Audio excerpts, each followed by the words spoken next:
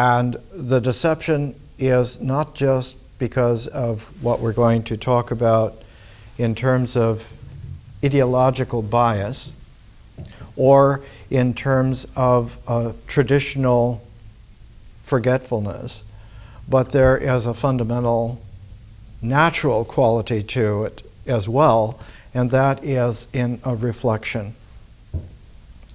A mirror reflects, but it reverses the symmetry so that the right looks left. Zen was honed specifically in China by Huineg, the sixth patriarch of the lineage of Zen Buddhism, the last patriarch. There were 28 patriarchs of Zen in India, and there were 6 in China, and with Huineg, he erased the ability for anyone to claim that they were a patriarch.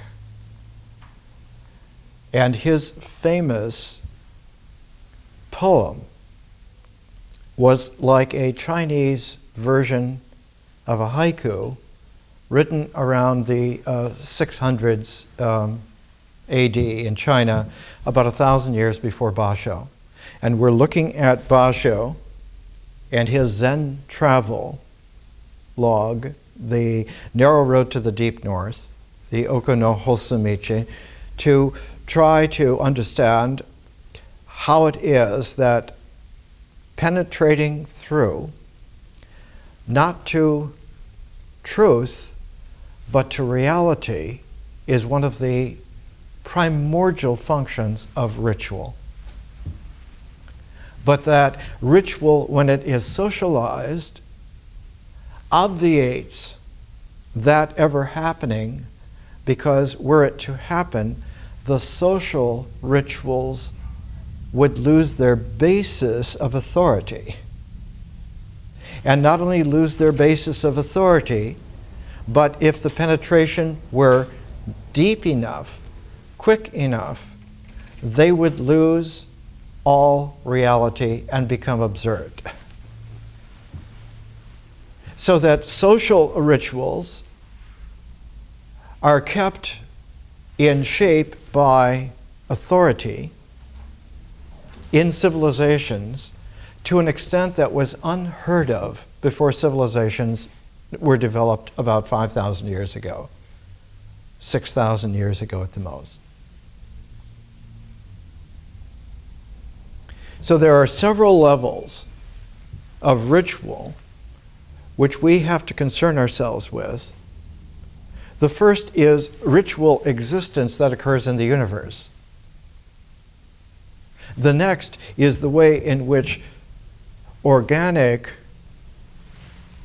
molecules, life forms, develop in the universe and carry the ritual from how reality holds itself into stable form into how life forms are able to keep their stability by passing on their life to another life. So that fertility and birthing have everything to do with life primordially, but it gains in a seamless way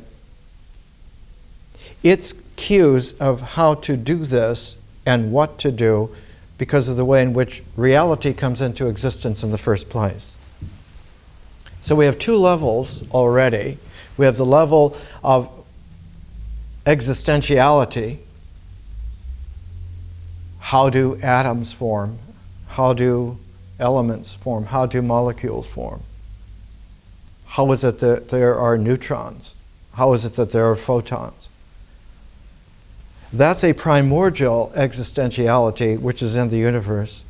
And life takes its cue from that, and so life has the same kind of primordiality, so that life forms in their ritual of establish themselves in such a way that the iteration of coming to be is given a vector of coming to be in a similar way, so that there are life lineages now, and that the life lineages have a quality to them which is of the first dimension, and that is of time. So that life rituals always involve time. Whereas in the universe, the time scale for existentiality is so vast that it exceeds the life scale of the universe itself. The estimated age of the universe now is 13.7 billion years, and protons would last maybe 50 billion years. So there's no way to even say that they have time. Their existentiality exceeds any kind of temporality in scale or measurement, and so it would be nonsensical to talk about the lifetime of a proton or other atomic particles. But when it comes to life forms, they all have a time signature as their basic traction. And because space literally blossoms out of time, the spatiality of life forms very quickly jumps into the three-dimensional space that we know of. It took a long time for 21st century physics to be able to come to the ability to hold one-dimensional existentials in their one-dimensional confinement, and this can be done now. And if one has a one dimension, one has literally a string. If you have two dimensions, you have a layer. And if you have three, then you have a sphericality, which is movement in any direction whatsoever. Life immediately jumps into the full blossom of the three-dimensional space. And all life forms participate in that. And our species participated in that all the way through into the Paleolithic. But about 40,000 years ago, our ability to add a fifth dimension of transform became so strong that it was able to weave back into the four dimensions of life, the four dimensions of primordial ritual comportment, ritual action, ritual doing, and introduce a fifth dimension. In show business, it's called the fifth element, the fifth business, and that is bringing the magic into play. So that one now had rituals that had the magical capacity to make transformations. And when they had this magical capacity to make transformations, you had vision participating with nature in such a way that nature mysteriously invited the transformations to contribute to what is existentially real. So that Paleolithic visionary consciousness was indeed a magic, but a magic that was the transform of nature itself in a way that was commensurate with the mysteriousness of nature. And out of this eventually came art. And Paleolithic art of about 40,000 years ago indicates a whole new maturity for ritual, that it is no longer just existential, but it is existential to the point of new possibilities. So art forms delivered that. All through the Paleolithic, one found that Paleolithic rituals and life rituals and the universe's rituals were consonant. There was no discrepancy whatsoever. But as soon as the Neolithic came into play, about 9,000 BC, about 11,000 years ago, there was a concerted effort not just to participate in a visionary way with nature so that nature would still do what it does, but with new possibilities. The Neolithic changed the mix so that rituals now were meant to selectively control more and more of the world, so that animals were tamed. Now, in the Paleolithic, there were tamed wolves that became dogs,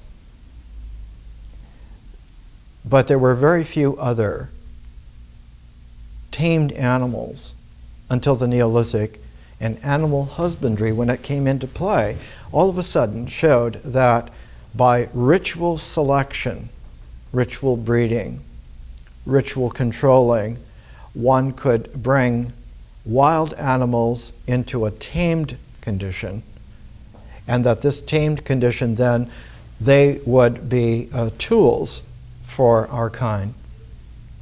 And this was eventually extended to plants, and the success of taming animals and plants led to the further projection of the taming of human populations themselves.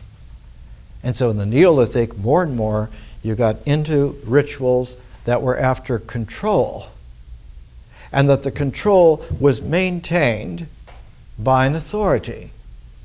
And that the more that this authority was successful, the more its control began to dominate the space of the world. And when we came to civilizations, it was like an exponential energy was fed into the Neolithic, into the not just the taming of animals and plants and the taming of people, but the taming of all animals, all plants, all people. And so with civilization about 6,000 years ago, you began to have the dream of some ritual authority controlling the world, controlling everything. And of course, early civilizations were thinking that their world was everything that they could control within some reasonable geographic journeying. Early Sumerian city-states or confederacies of cities hardly exceeded even 10% of what modern Iraq is. The earliest civilization in Egypt, though it controlled all of the nomes along the Nile River, had no control of anything outside of even the Western Desert was considered terra incognita by and large. It was only with the development of very powerful civilizations that ritual control now entered into a new quality, and that was that in order to be insistent on the success of authoritarian control, the rituals had to be not only as wide as they could possibly be, but they had to be widenable. That control's basic dynamic was that of conquest. So that rituals now, instead of sustaining existence, instead of sustaining life, instead of nourishing human life, or even instead of ensuring more possibilities for human life, now we're weeding out possibilities under the aegis of controlling and keeping that control complete. And its completeness was not just controlling all of the people, all of the animals, all of the plants within, your form, but of extending that form so that it would conquer and conquest all other peoples, all other aspects, all other plants, all other animals.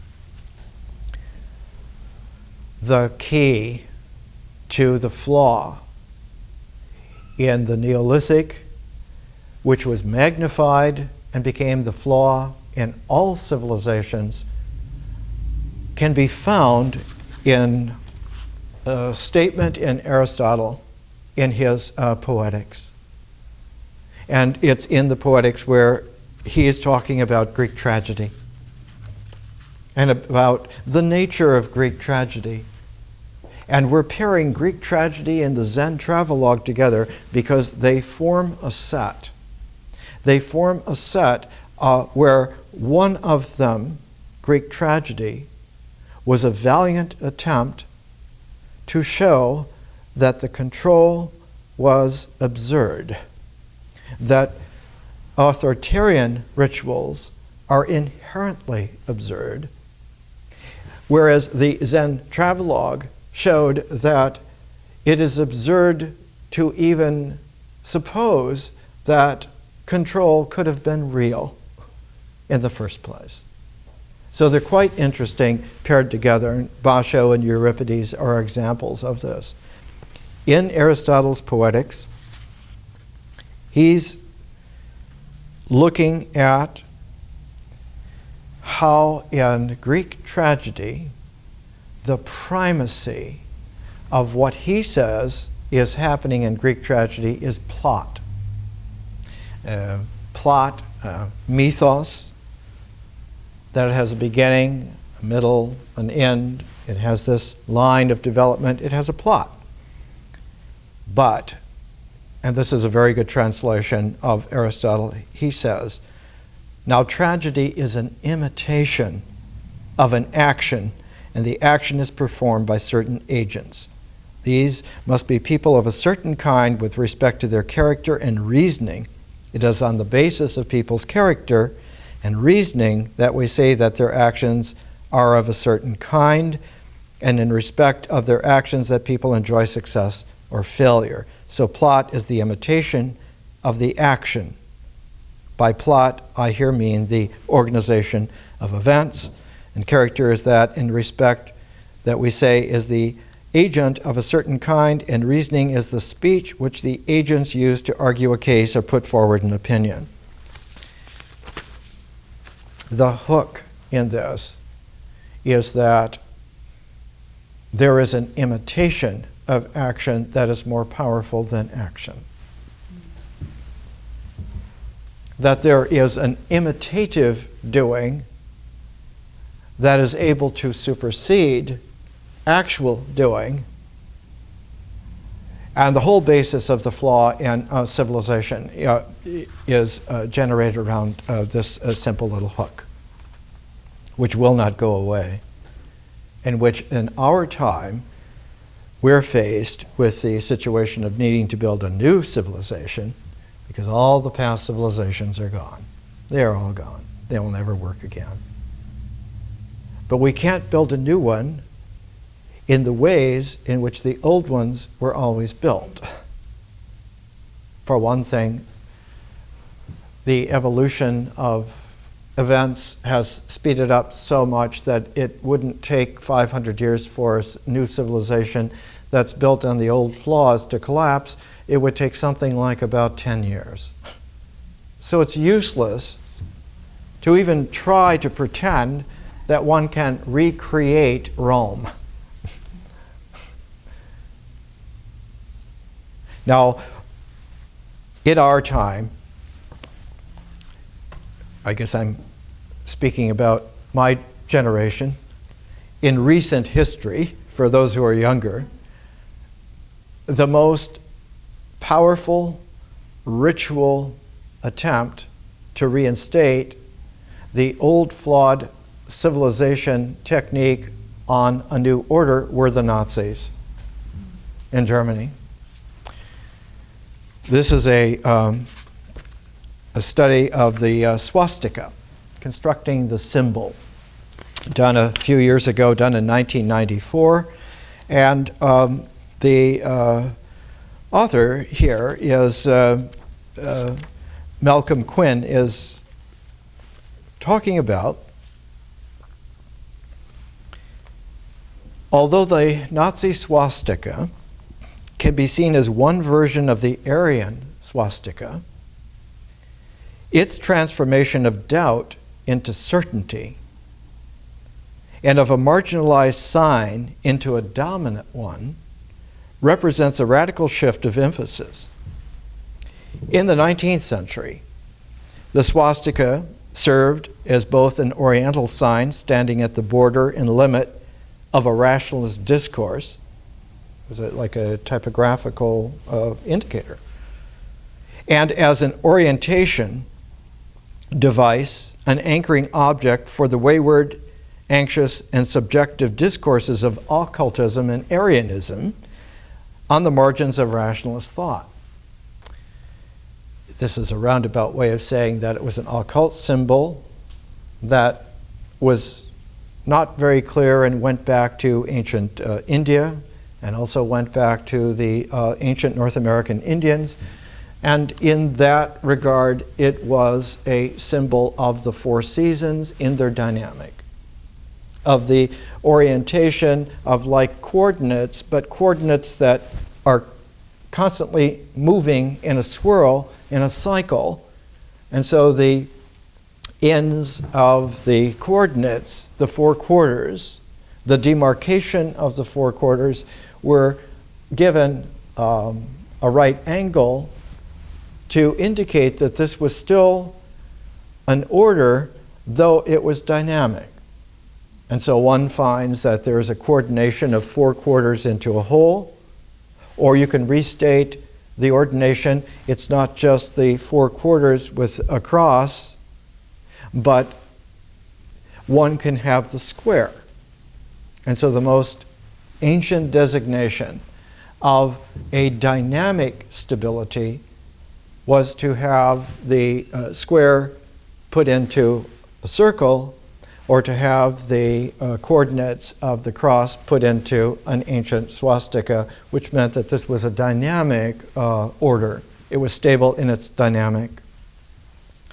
But what this study is saying is that there was an appropriation which was a misappropriation that went on.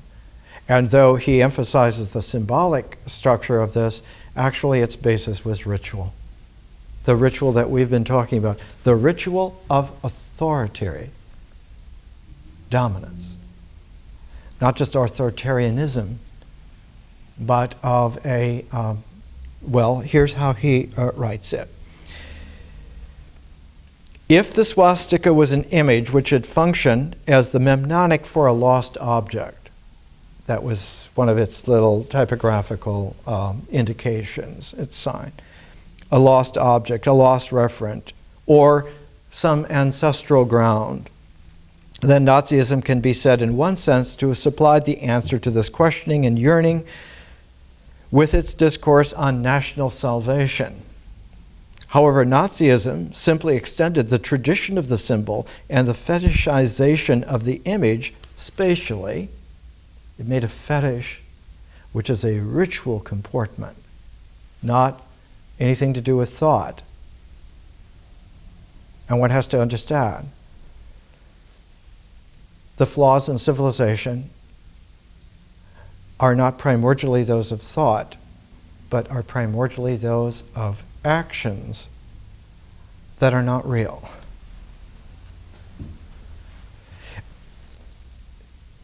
So that the fetishization of the image spatially and synchronically by instituting the swastika as the border of an ever-expanding Nazi space.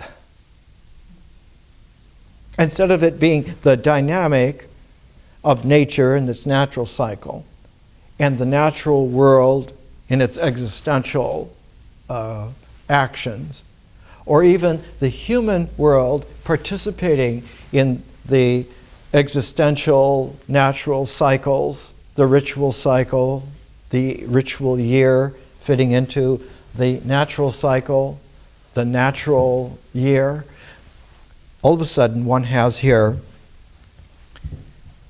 the ritual is not to sustain any of this, but to expand it by conquering anything outside of it and extending its authority, so that one now has a tragic space.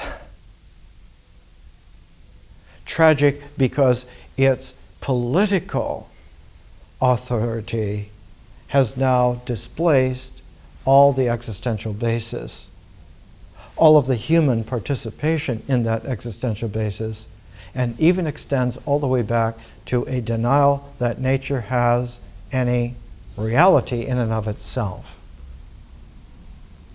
It is only there as fodder for the ritual comportments. If those trees get in your way, cut them all down. If we don't want those hills there, bulldoze them. If we want to fill in a lake, we'll fill it in. The ultimate extension of that outlook, by the way, was characterized in William Faulkner's Nobel Prize-winning speech in 1954. And he said, if we continue in the way in which our demented tyranny over nature has gone, eventually we will concretize the entire planet. We will pave the entire surface of the planet. So there will be nothing to jeopardize us, and we will be able to drive anywhere with complete freedom. And we will have special stations that will not only charge our cars with the fuel it needs, but they will charge us with all of the erotic and nutritional things that we need, all in one brief squirt, so that we can just keep going and driving everywhere on the paved planet without any interference. And this, of course, is the absurd extension of what this is saying. And this is germane because we'll see that 2,400 years ago, Euripides delivered this kind of scathing critique of Greek civilization. Just to finish up here,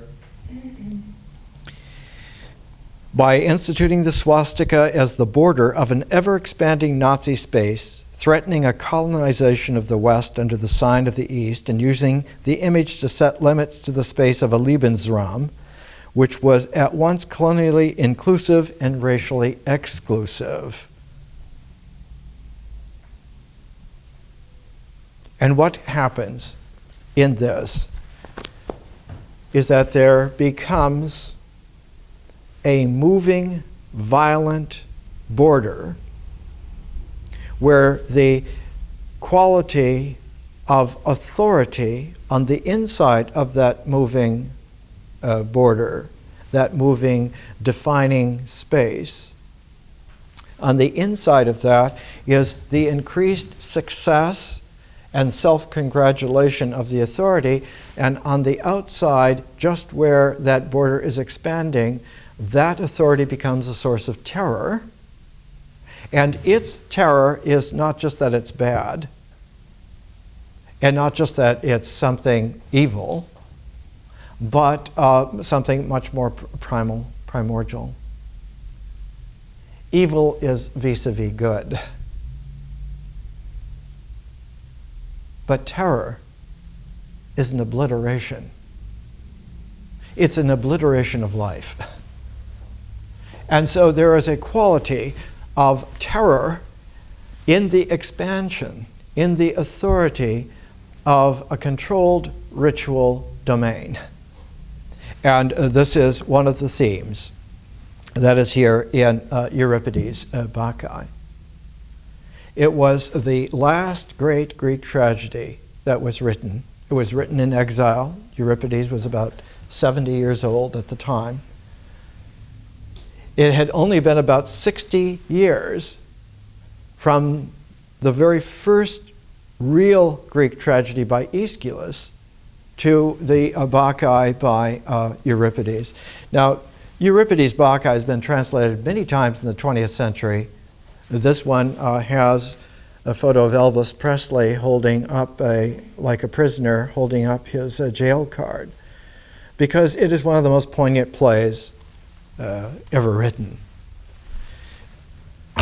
Its theme is that the more that you perform this Greek tragedy really, the more that you will see that what you have been doing is absolutely insane.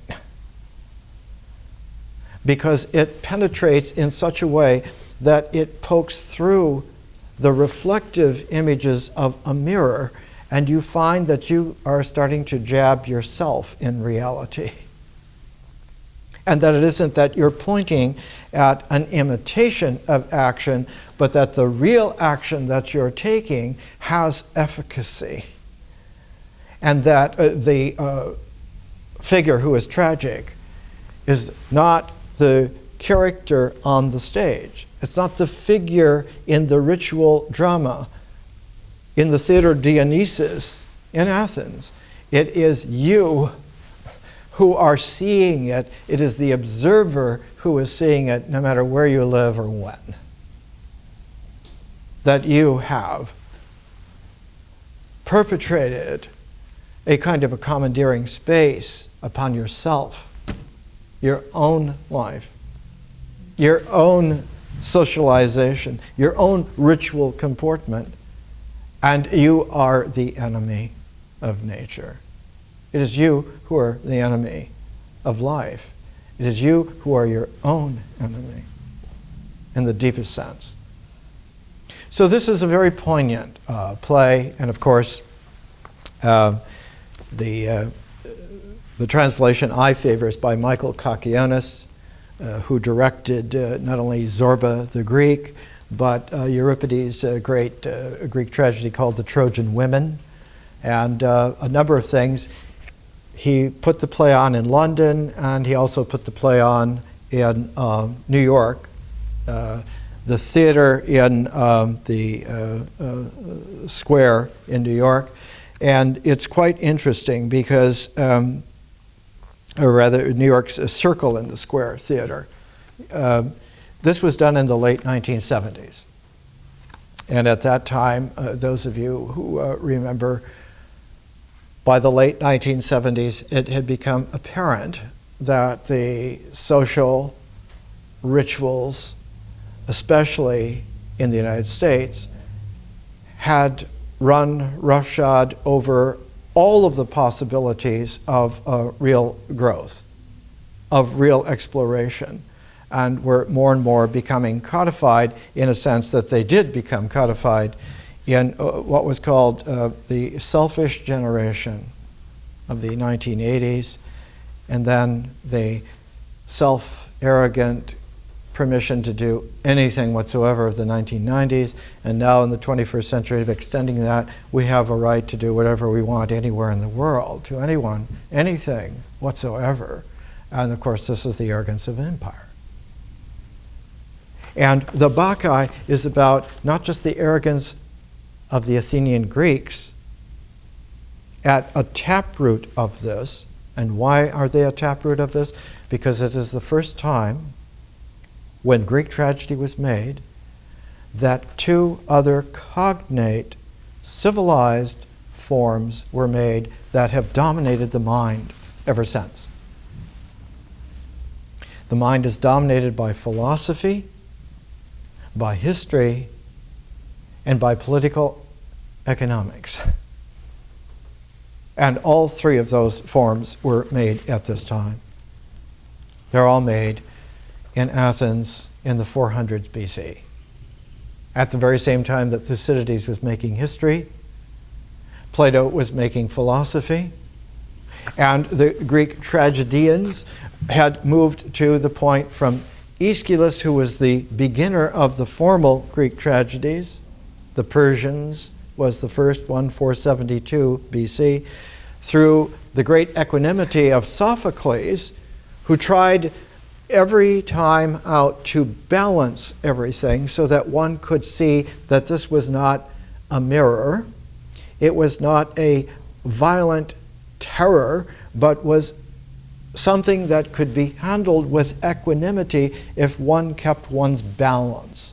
And so in Sophoclean tragedy, there's always the sense that there is a balance within which, no matter how severe the terror, no matter how deep the flaw, that one is able to keep it not under control, but within that balance, one is able to apply oneself to freedom despite one's own incapacities. But with Euripides, the Sophoclean balance had begun to slip and to tilt, and in Euripides, one finds again and again the realization that the ship is going to go down. And it's just not that Athenian society is going to sink, or even that all of the classic Greek civilization was going to sink. It showed that it was an inevitable flaw in human nature whenever thought is developed to the power to be able to have history, to be able to have philosophy, to be able to have something like Greek tragedy, to be able to have something like a democracy, the political form ostensibly of Athenian Greek, or a faux democracy that was really an oligarchic tyranny, which is what it became and always does become. Democracies lead to the tyranny, eventually, not of the majority so much, but the tyranny of those who control it. It always leads to an oligarchical tyranny. Socrates was put to death by a council of the 30 tyrants. Put to death because he was teaching young men not to believe in the gods of the state. If you don't believe in the gods of the state and you keep asking poignant questions about what is it that's going on, who is it that we are, what is it that we're doing, you undermine the authority of the state, and you must be put to death for that because you're an enemy of the state. The same exact argument was made in a play called The Enemy of the State. Only its title translates out of the Norwegian as An Enemy of the People. It was written by Heinrich Ibsen about 100 years ago. One becomes a public enemy of the people who have agreed to live under the control and the authority of these rituals, which are now dominating all life, including ourselves. And what Euripides in the Bacchae shows is that this flaw at this point cracks under its own weight. And what happens is that it releases a lightning, and that the lightning of realization is so shattering that the entire social order explodes.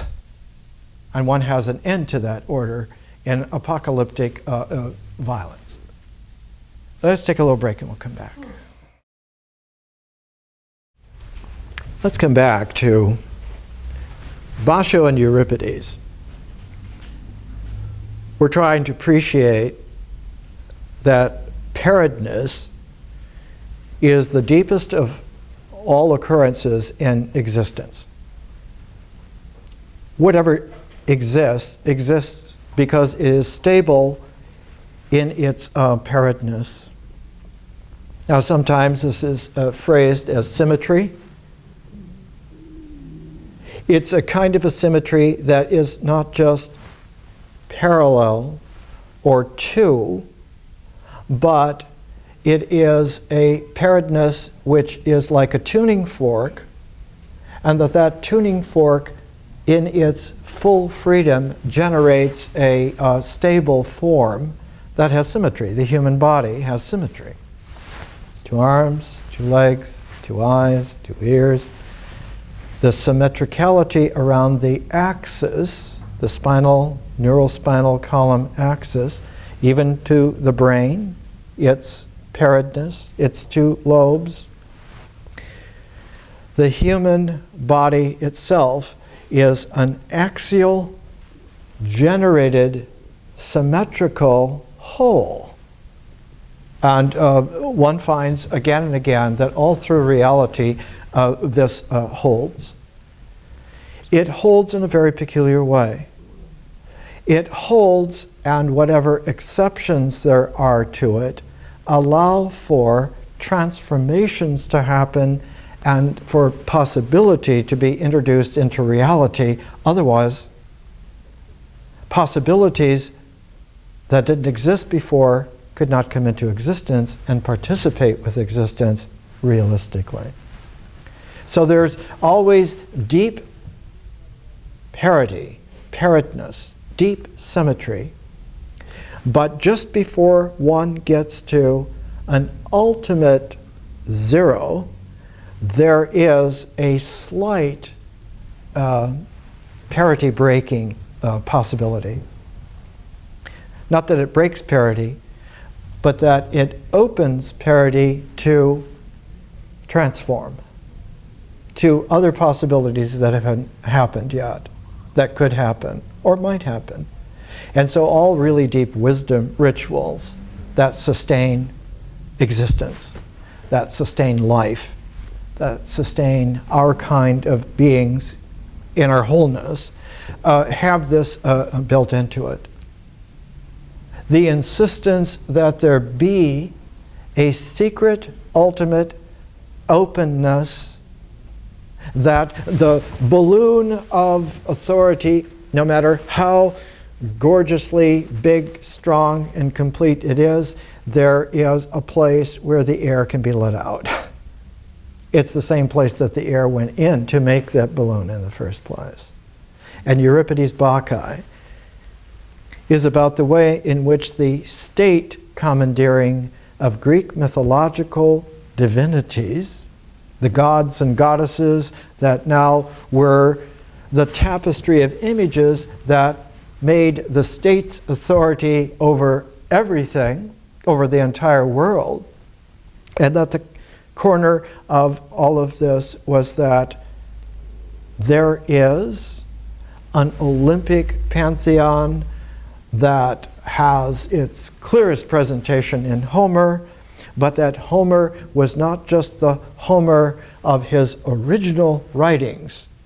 Homer's original writings, like the Iliad that we talked about last week, as the source of Greek tragedy. The Shield of Achilles in Book 18 of the Iliad is the basic taproot, the axial beginning, and of Greek tragedy. And that axial beginning that was there in Homer's Iliad became extended historically through many generations of successors to Homer, his own family and family members, and they were called rhapsodes. And here's a 5th century rhapsode, and the rhapsodes would sing the epics, would sing the Iliad, would sing the Odyssey. There were other epics, but Homer's Iliad and Odyssey were always exponentially better than anyone else's epics. When Athens began to really be a very big, powerful town, about 600 BC, a masterful politician named Solon redid the laws of Athens. And Solon was famous for his wisdom. He was one of the wise men of the ancient world. He redid the laws of Athens, and about another generation later, another man named Pisistratus saw that these laws are better if they're organized in a tighter way. And where Solon had made the basis of educating all males who owned property or were free in Athens, they all shared an education based on Homer. Homer not only was the great epic writer, but he was now the basis of the education system for the free males of Athens, so they all had a very similar education, like the Chinese civil service system. They all shared Homer. But with Pisistratus, he tightened the Solon reform into a new structure, and that was that everyone had to learn Homer in an education system the state's way. In original times, a rhapsode would sometimes be called upon to recite a certain favorite passage. Even in Solon's Athens, young men of substance, property, authority, voting, the ability to bear arms, to fight, they could recite sections of Homer, but with Pisistratus' reforms in 534 BC, it was illegal to cite any of Homer out of sequence. It had to be done the state's way. And whoever would do a certain section, the next person reciting would have to take up where they left off. And no one could do anything until the whole thing was completed. So in response to this, and you can see how complicated and how simple it is at the same time. In response to this, the next generation to come up after Pisistratus' reforms was a generation who refused to do this, and so they began developing, well, we'll not talk about the gods according to Homer and go against national law. Instead, we will write lyric poems, long, complicated lyric poems on subjects that interest us, that are taken outside of Homer, taken from the heroes, taken from other gods who are not a part of the Olympic pantheon. And one of the great figures in this was Phrynichus. And Phrynichus had been perhaps one of the great poetic lyric geniuses of his time. He, around 510 BC, was called publicly the greatest lyric poet of since classical Homeric times. Phrynichus had learned his extempore lyric poetry arranged into plays, so that the lyric poems were not just poems, but that they participated in a dramatic structure, because his teacher had been a man named Thespis. And it was Thespis who, for the very first time, realized that even though ancient rituals had been obviated on several levels, now completely obviated by state-controlled, dramatic, ruled performances, Thespis was the first one to find a way to write these self-reflective dramas using the state's own rules, but that these rules would show an inversion, so that one, for the first time, had a dramatic action that was only revealed in the performance. You couldn't tell by reading the play what would happen, but when you performed it, there it was, it happened. It happened on the stage. And so theatrical people ever since have been called thespians, because Thespis was the first to show the dramatic performance is the ritual reality of the play and not the text. You can commandeer the text by rules, by rhetoric. You can commandeer the audience by political and economic authority. But when a dramatic action that is ritually real is actually performed, before you, there is a real response from the real existential level of a person. Your real life cries, or your real life laughs. And there's not much you can do when someone spontaneously is moved to tears or laughter, because they are now, for that moment, for the first time, they have punctured the bubble of the world that they thought it was complete in that, and now they know it's not. That there are possibilities beyond. And so dramatic theater, not only tragedy but Greek comedy, are born at the same time. Tragedy and comedy are a pair, and they occur in such a way that comedy is based essentially on the existentiality of Aphrodite, whereas tragedy is based upon the existentiality of Ares. So that you have Venus and Mars, comedy and tragedy. But there is another way out, and the other way is through deep transcendent wisdom. And so in addition to Aphrodite and Ares, there's always Athena. That Athena is feminine, but she is a feminine armed warrior. She is not a warrior in the masculine way, she is a warrior in a feminine way. And that her war is not so much with weapons, but with the poignancy of actuality, which reveals a transcendental wisdom. She's the goddess of wisdom. And so one had tragedy and comedy, but one also had a transcendental wisdom that was Athena drama, and that became Plato's dialogues.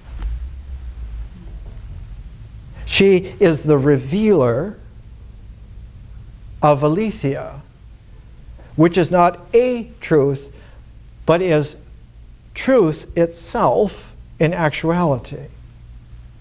That aletheia is reached because one, in Plato's dialogues, can start either way, pro or con, it doesn't make any difference. But if you follow Plato's dramatic procedure, the dialogue will wend its way.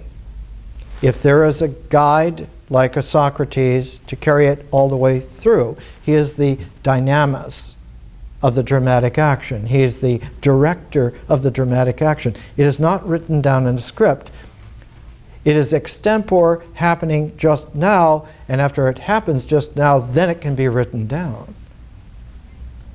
So Plato's dialogues are the record of an actuality, a dramatic dialogue that has already happened.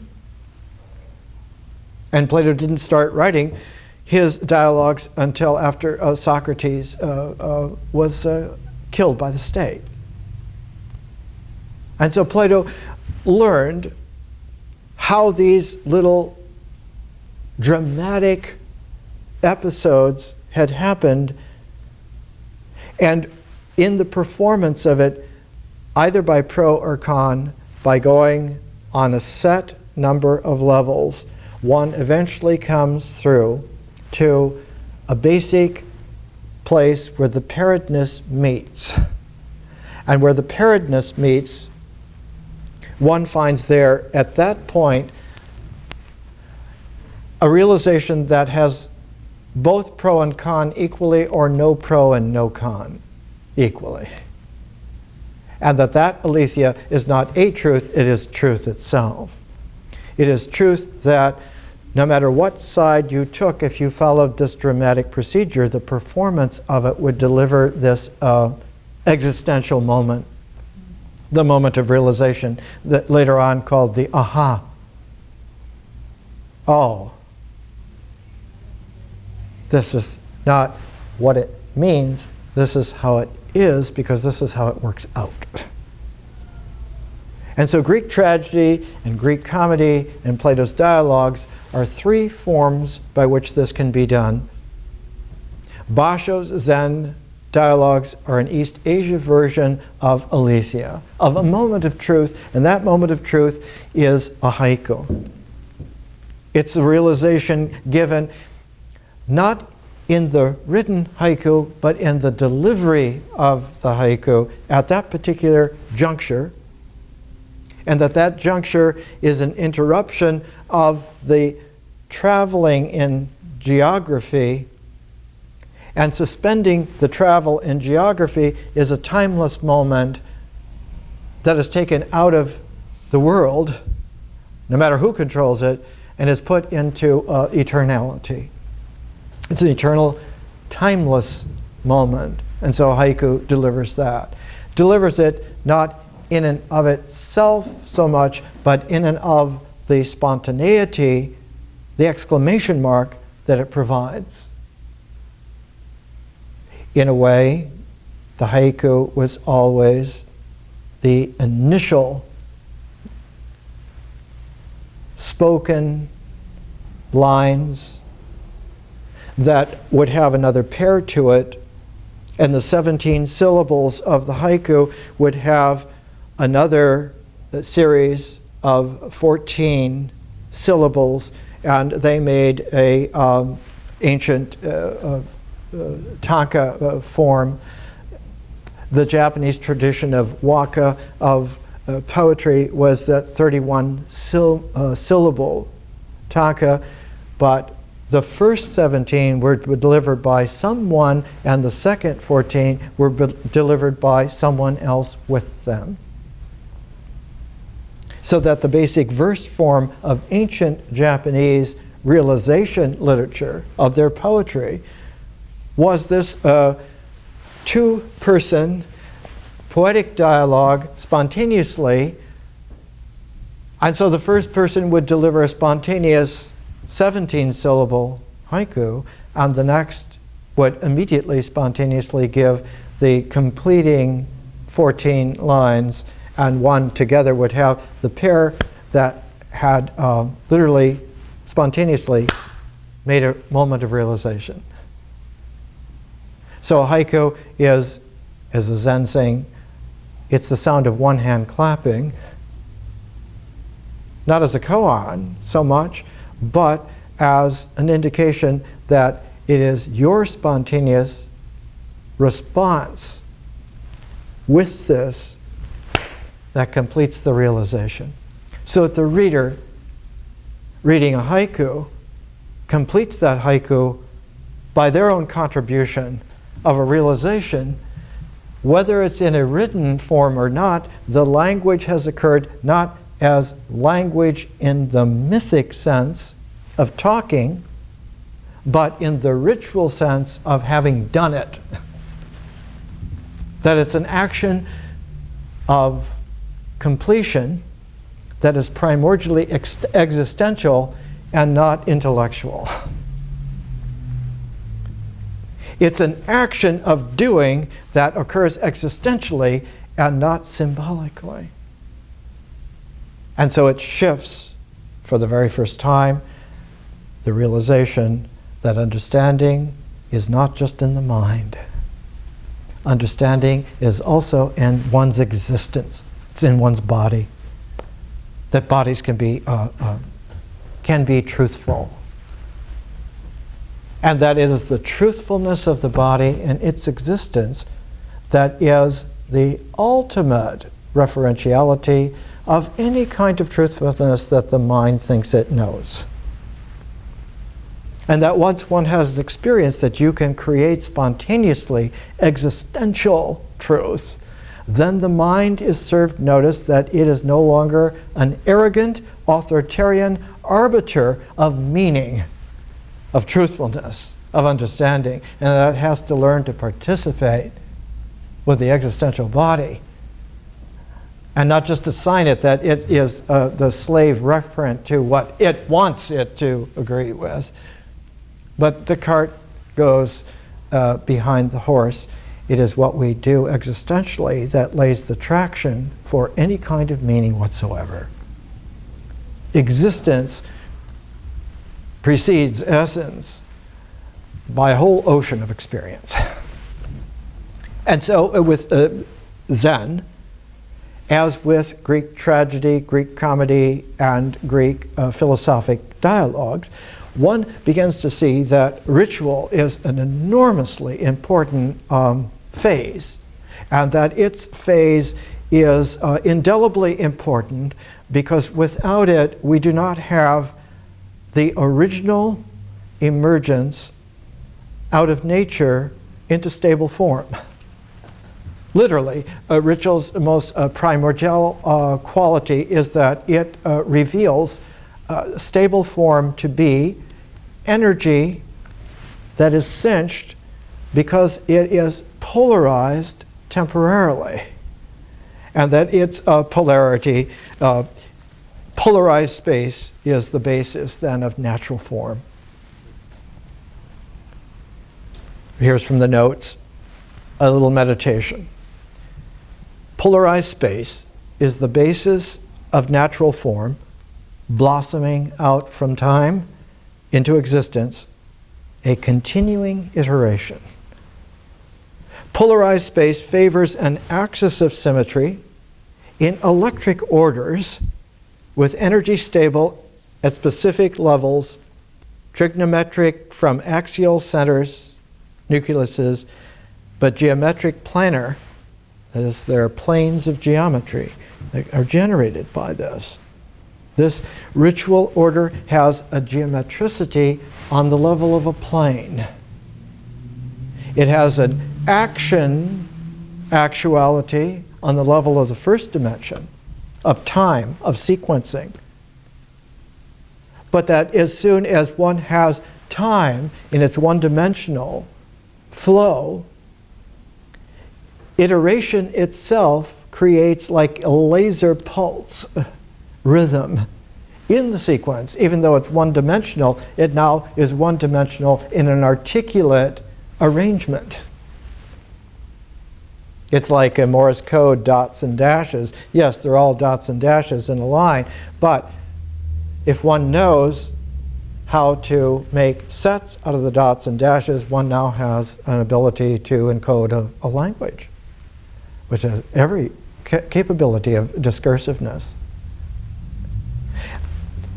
This happens because existential rituals, even on one dimension, in rhythmically articulate sets, allow for, when two dimensions come into play, for that plane now not just to have sequences which are articulate, but that those one-dimensional sequences can translate into geometric forms.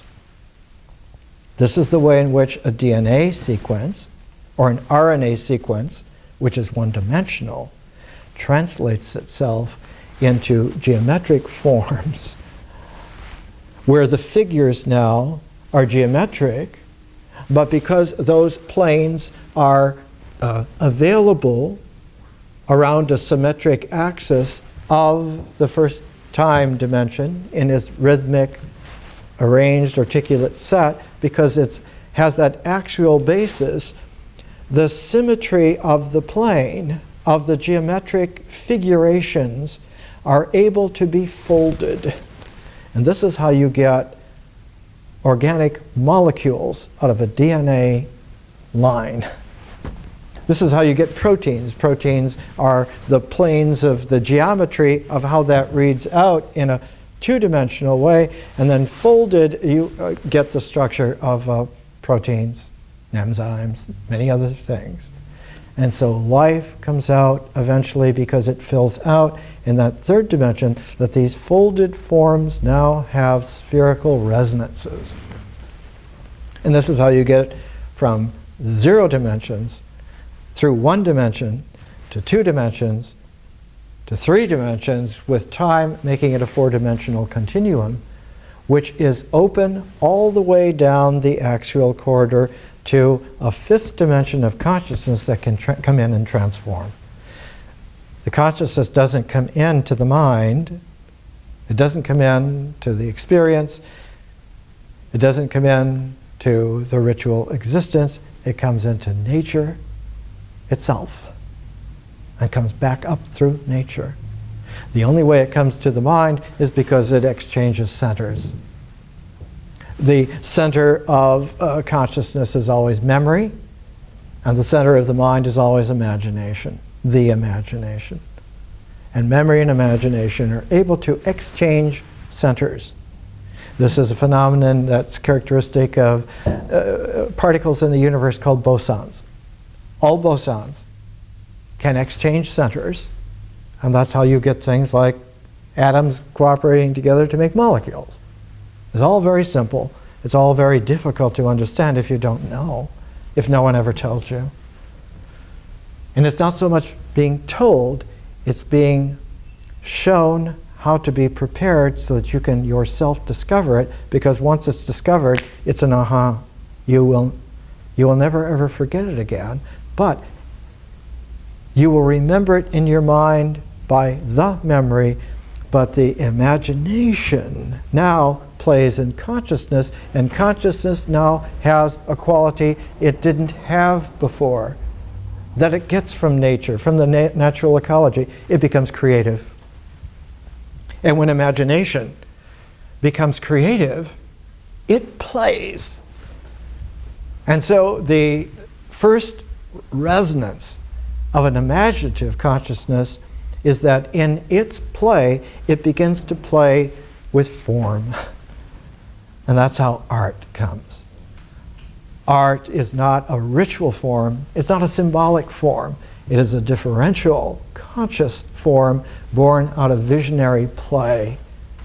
And because it is born out of a five-dimensional process, it has a lot more possibility. In fact, it has indefinite possibility. So that art forms, one might say, are six-dimensional and transcend mental forms by at least as much as the mind is more transcendent than rocks. Art forms are capable of indefinite extension, and because they are capable of indefinite extension in a prismatic, creative way, they are able to see that they have a resonant relationship, also paired. Just like the mind in its forms is paired with the body in its forms, the artistic person is paired in its kind of form with a very large form called the cosmos. So that art and science, the arts and the sciences, are a resonant pair of differential consciousness, just like the mind and the body are a resonant pair of natural existence and life and experience, symbols. What happens is that when the transformation begins, when the initial sense of a transformation begins, the first quality that enters into existence is not that it now has creative possibilities, but there's a sense that the proportions, though they still work, they work because there's a kind of a peculiar leeway in between them, and we call that sense where it still works but it's kind of peculiar, we call that irony. So that the first indication that consciousness as a fifth dimension has come into play in existence is that one begins to have ritual irony. And one of the most poignant books in Euripides, done about 20 years ago by Helene Foley, is called Ritual Irony, Poetry and Sacrifice in Euripides. Because at this point, what before had been a dire sacrificial act now becomes possibly an ironic act. That the sacrifice is now possibly ironic, which means then that instead of the experience coming out as like death or life, now it's like, well, maybe we're dealing with some other aspects here. And when irony in the body deepens, it becomes, later on in a higher integral, it becomes paradox in the mind. And that symbolic forms now are not just symbolic because they're highly integrated, but they're highly integrated in such a peculiar way that there is also a possibility of paradox. And when the mind has paradox like the body has irony, then it is possible for not only consciousness to flow through and create a fifth dimension, but it means then that art can also flow through, but it doesn't flow as a process like consciousness, like vision does, but it flows as its own kind of form. And so art forms now play an exponential transformer.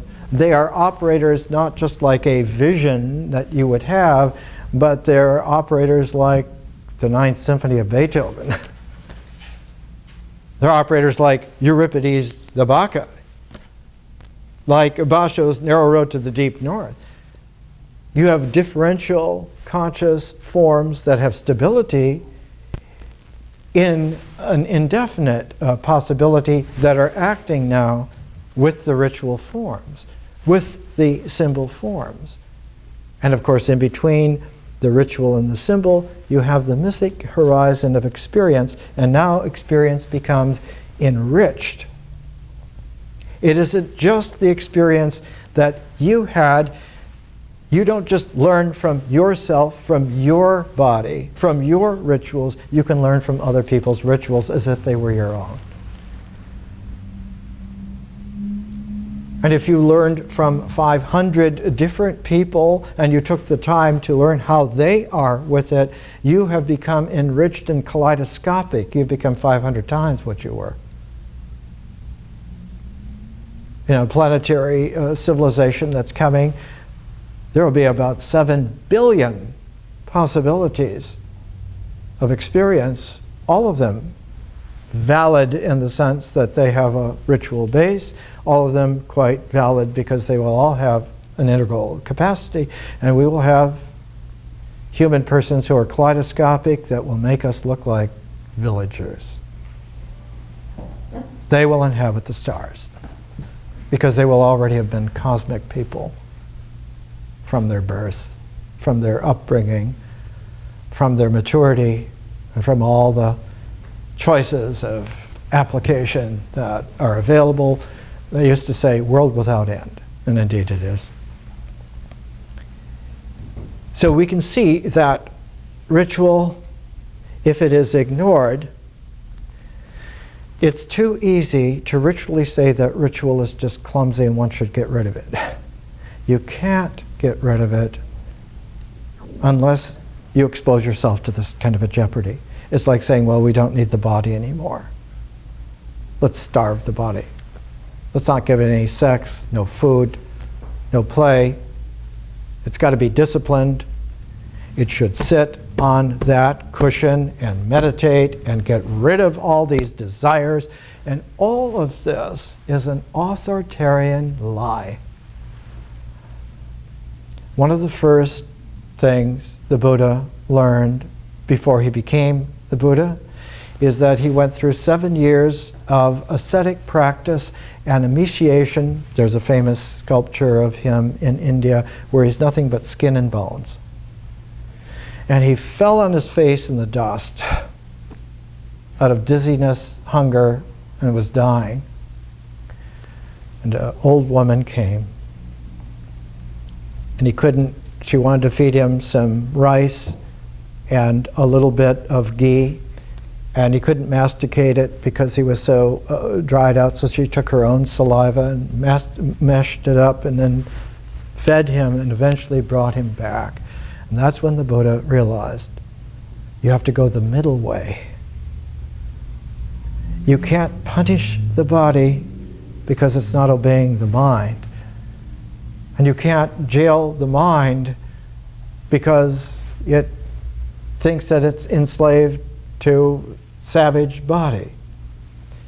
When the body is existentially real, it is wild in the sense that it will live. And when the mind is able to disclose to itself truth, it stops believing in truths. Or as Nietzsche once said, when the half-gods are gone, then God comes. More next week.